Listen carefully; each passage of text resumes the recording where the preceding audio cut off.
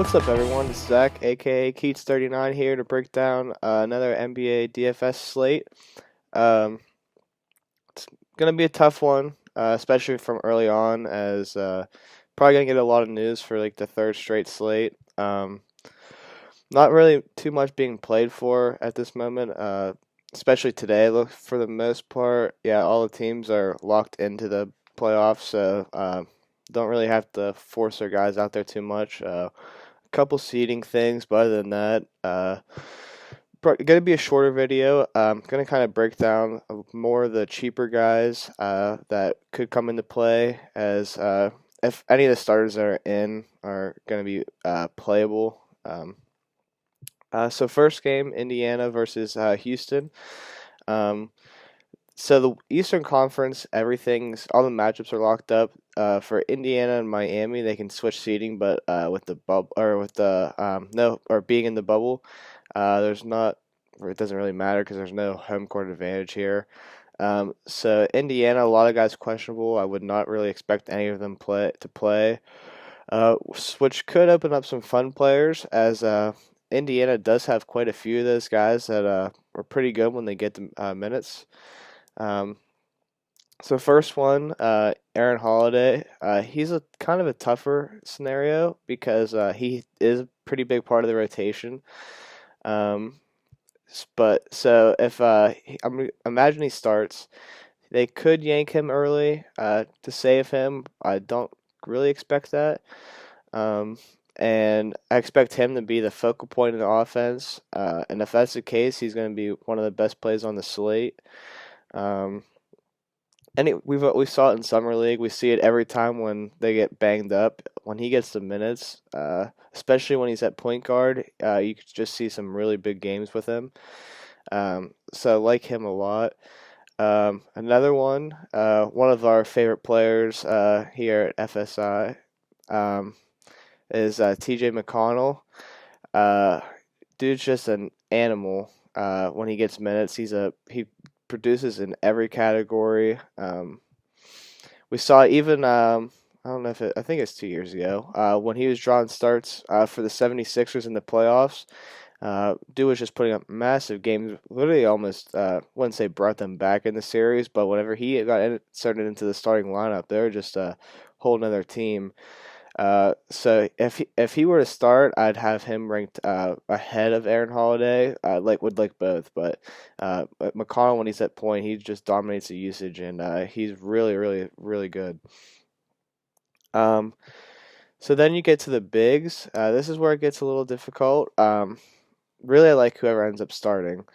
Um, TJ Leaf, we've seen him have big games, and we've seen him have games where he's played like 40 plus minutes. Um, so if that's the case, obviously he's a great play. It's a little. I wish they were playing literally anyone in the NBA other than the Houston Rockets. Kind of makes it a little more difficult with them not playing bigs. Because then you have Elise Johnson, who summer league was awesome. Um, really an active player. Doesn't really shoot too much, like the three ball well, but really active around the rim. Really good at getting after the glass. Um, and I could see him playing 40 minutes as well. And then you have Goga Batadze, former EuroLeague star, really solid player, could shoot the ball, really good at getting defensive stats. Um, he's the one that kind of makes it difficult with it being the Rockets. I really think they want to see what he has, as he's been hurt a lot this year. He's had some good games when he's been playing, but so I kind of feel like they'd say they don't really care about winning the game, so they just let him go out and see what he has instead of trying to match up with the Rockets. But it'd be more of a if he starts thing for me. All three of those guys, if they start, I have some decent amount of interest in. Justin Holiday, uh, I kind of expect him to play about 40. Um, he's just one of those guys that doesn't always do a whole lot. He's had games in the past, not really with the Pacers, but with other teams where he's been really useful. Um, but I haven't really seen that yet. And with Holiday and McConnell, wouldn't really expect that now. But anyone in that amount of minutes can really produce. For GPP, Doug McDermott, I expect him to get a pretty decent amount of minutes here. Um, okay, he's a really good scorer, has always been since his Creighton days, but doesn't do too much else. So it's a little tougher to play him than other guys. But if he gets hot from three, he'll be up there.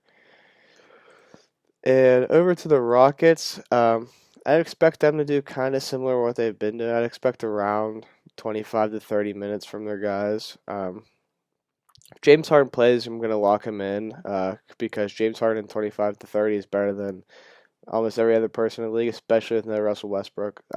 So as long as he's starting, I'm playing him. But then all the other guys, it's kind of like really, really tough to decide. Robert Covington, really solid play. He's been seen around his 30 minutes and been producing, so won't argue that play at all. Daniel House, not sure if he's going to end up playing or not, but don't really like him too much. I think there's better options.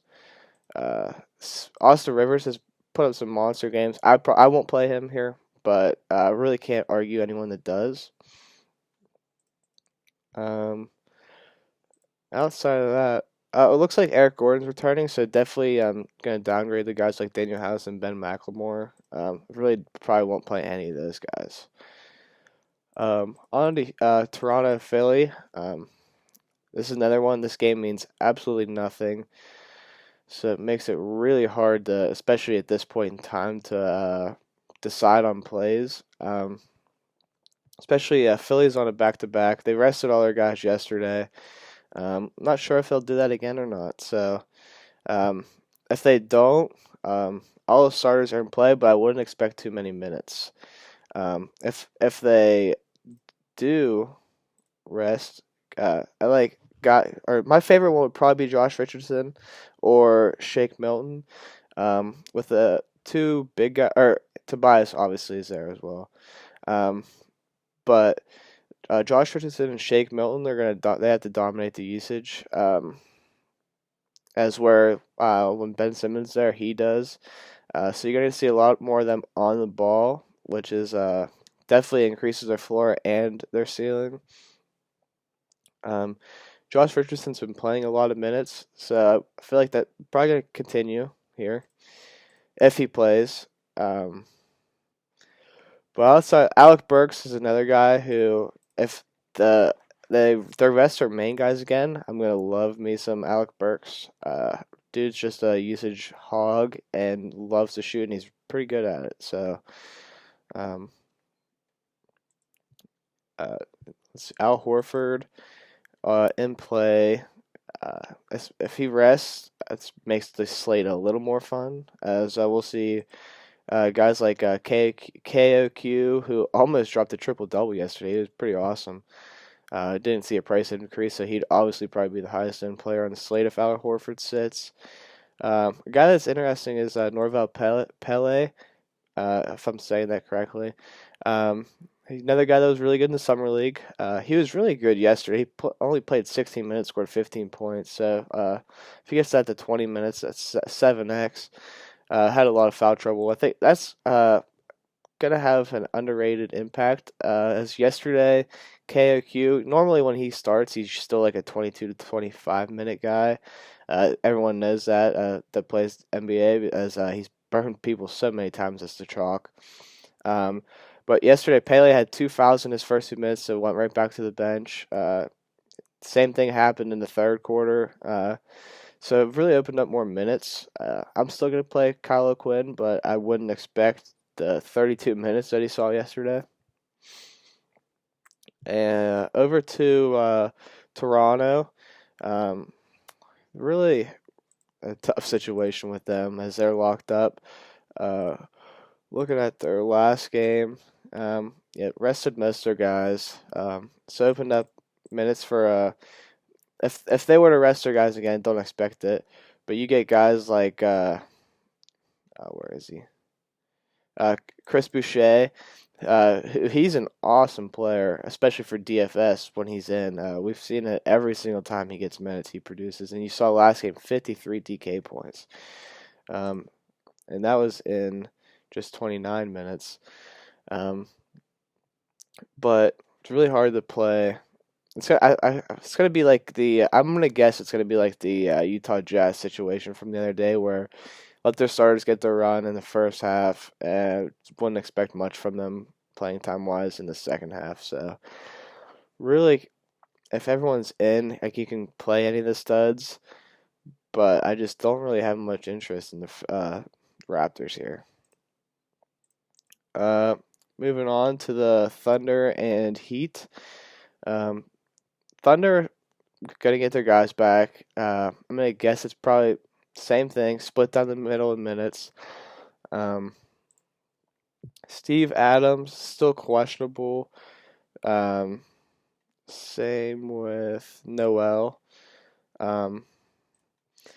So that's gonna, if those guys sit, you're gonna see Darius Baisley, who's been awesome lately, be the chalk of the slate once again. Him being the second to last game, it does make it difficult. I think he's in play either way, as the Thunder, nothing really to play for.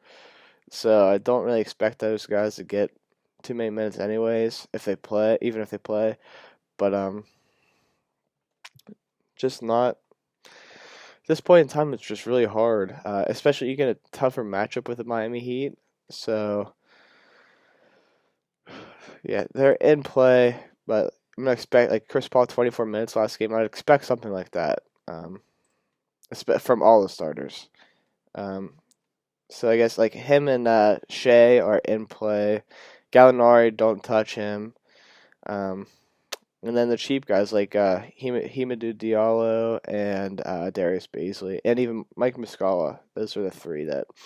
But if everyone's in, I really don't have much interest in this game or that side of the ball. Over to the Heat, they don't have anything to play for. I prefer them over the Thunder, as I have more faith in them letting their guys get run, especially because they've been banged up. So they're getting healthy and might want to get conditioning back. So Bam and Jimmy Butler both in play. Tyler Hero, I wouldn't play him unless someone was ruled out. Just with Butler and Dragic back, it's really hard for him to get his usage that I'd prefer, especially now that he's priced up a little bit. Kendrick Nunn, if he's active, I'll have some interest in him because I expect him. He's the guy that he's kind of like an X factor for them. He's been really bad, and I don't think they're going to care about feeding him a lot of minutes. So definitely have interest in him. I do have interest in Goran Dragic, as especially more so if Nunn's out. But his price is really cheap, and I could expect he gets a really high usage rate, and he's really good. So outside of that, like Duncan Robinson always in play because he can hit 8 threes any game. Derek Jones Jr., I could see them trying to get him a lot of minutes. Hasn't done too much lately, and he's a cheap guy, or he's a young guy. So with them being locked up, I could see them just deciding to give him a lot of minutes. If Myers Leonard would happen to start because they rest guys, he's always the guy that's really good when he gets time.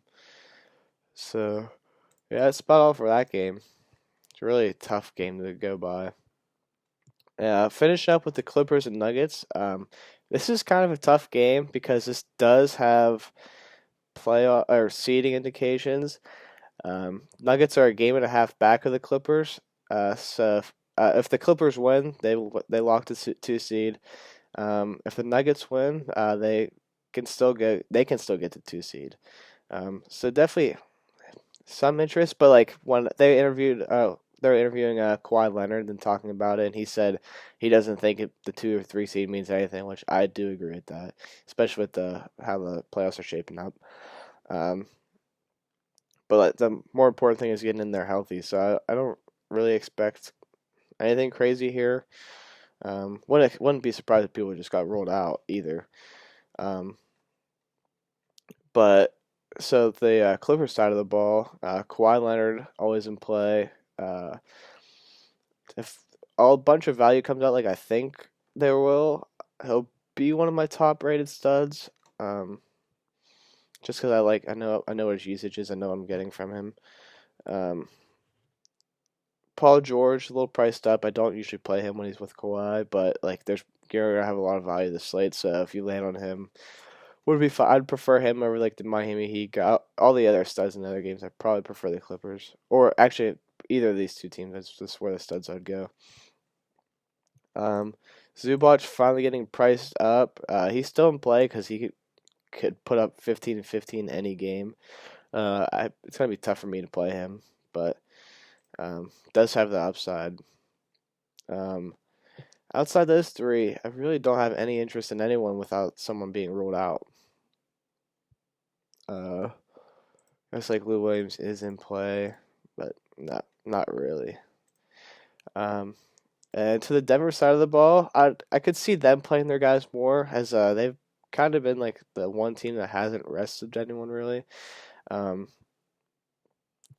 Jokic, he's a tough one. He saw 26 minutes last game, 42 minutes against the Jazz. Like, it doesn't make any sense. I don't know what they're doing, but definitely his rebound has been really scary though, so it does make it a little harder. Jamal Murray, I have a lot of interest in.